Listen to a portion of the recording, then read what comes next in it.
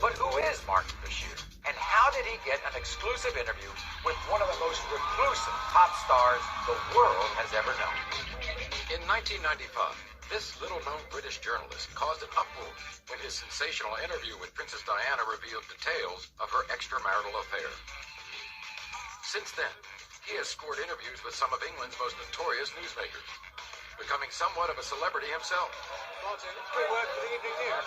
His interview with Jackson was, as he put it, a request to show me the real man. But show me everything, make nothing off limits. Michael agreed, and the first interview was scheduled for the summer of 2002. Martin Bashir was a British journalist who earlier had interviewed Princess Diana, and then proposed to have Jackson interviewed, in order to present to the public the real Michael Jackson. Jackson gave Bashir something he has never given any journalist: unprecedented access to his private life, allowing Bashir and his film crew to follow him for 8 months. We began a journey together, across continents, through his past, and rapidly into the disturbing reality of his life today. During the creation of the documentary, Bashir suggested to Jackson that in the film, he could show to the public how he had helped children with serious illnesses throughout his life. Jackson presented Bashir with 2 choices: David Rothenberg, who was mercilessly put on a blaze by his own father when he was a child in the 1980s, and the other, cancer survivor, Gavin Arvizo. But Bashir went with the 13-year-old Gavin instead, even though Dave was present as well. So Gavin with his siblings Star and Davil were invited on the sets. Not sick at all. No more cancer. All gone. All gone. Jackson trusted that Bashir had no hidden agenda in how he presented his relationship with Gavin, and out of naivety and gullibility, allowed himself to be filmed showing affection to Gavin, after insisting Jackson off camera to hold Gavin's hands, and cleverly planting a conversation to imply that the two had slept together in the bed. Do you stay in the house? Does Michael let you enjoy the whole premises? There was one night I stood in there, I asked him if I could stay in the bedroom, and he let me stay in the bedroom. And I was like, Michael, you can sleep on the bed. And he was like, no, you sleep on the bed, sleep on the bed. We're like, no, you sleep on the bed. And then he finally said, okay, if you love me, you can sleep on the bed. I was like, oh, man. And so I finally slept on the bed. But it was fun that night. I slept on the floor. Well, Mr. Jackson didn't say we sleep in the bed together. What Mr. Jackson said was Gavin Arvizo slept on his bed and he slept on the floor. Jackson felt betrayed by Bashir. He exploited Jackson's poor judgment in public relations, and portrayed the relationship between Jackson and the boy in a false, misleading, and manipulative way.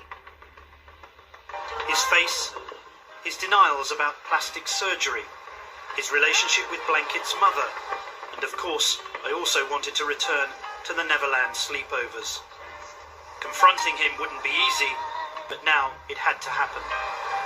Throughout the documentary, he used suggestive and highly manipulative narration, which made it seem as if his intention from the very beginning was to create and feed an innuendo about Jackson's relationship with children.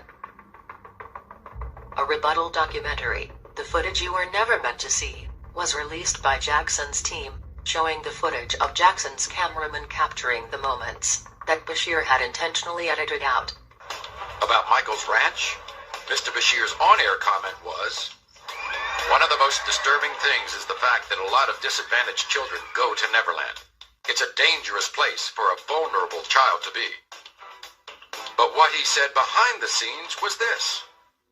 I was here yesterday, and I saw it, and it's nothing short of a spiritually kind thing. This comment about Michael's method of raising children was included on Bashir's special. They are restricted. They are overly protected. I was angry at the way his children were made to suffer. But this was not. Your relationship with your children is spectacular. And in fact, it almost makes me weep when I see you with them. Martin Bashir is an interesting example of a man who made his name off of the back of Michael Jackson, lured him in under the pretense that he was going to help Michael Jackson's career by erasing any possibility of allegations of the past, by bringing forward Michael's ability and want and desire to help children and create this international children's holiday that Michael wanted so badly. He promised Michael that that's what this would be about, this international children's holiday, and that he'd make Michael Jackson look like another Princess Diana. That's what he promised.